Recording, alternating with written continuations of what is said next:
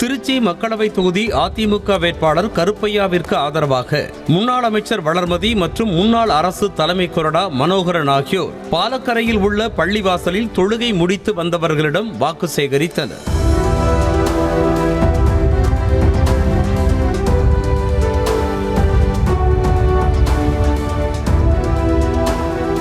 பொள்ளாச்சி மக்களவை தொகுதி பாஜக வேட்பாளர் வசந்தராஜனை ஆதரித்து பாஜக சிறுபான்மை அணி தேசிய செயலாளர் வேலூர் இப்ராஹிம் பொள்ளாச்சி உடுமலை சாலையில் பிரச்சாரத்தில் ஈடுபட்டார். கடலூரில் அதிமுக கூட்டணி சார்பாக போட்டியிடும் தேமுதிக வேட்பாளர் சிவக்கொழுந்துவை ஆதரித்து முன்னாள் அமைச்சர் MC சம்பத் பள்ளிவாசலில் தொழுகை முடிந்து வந்தவர்களிடம் வாக்கு சேகரித்தார்.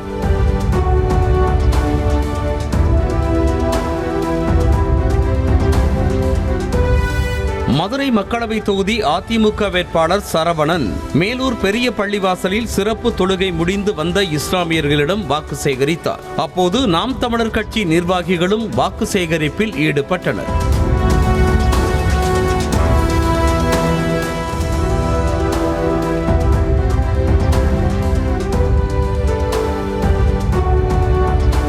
சிதம்பரம் மக்களவை தொகுதி பாஜக வேட்பாளர் கார்த்தியாயினி குன்னம் சட்டமன்ற தொகுதிக்கு உட்பட்ட பகுதிகளில் வாக்கு சேகரிப்பில் ஈடுபட்டார். தன்னை நாடாளுமன்ற உறுப்பினராக்கினால் தொல்லியல் படிமங்கள் நிறைந்த இந்த பகுதியில் தொல்லியல் ஆய்வு செய்ய நடவடிக்கை எடுக்கப்படும் என உறுதியளித்தார்.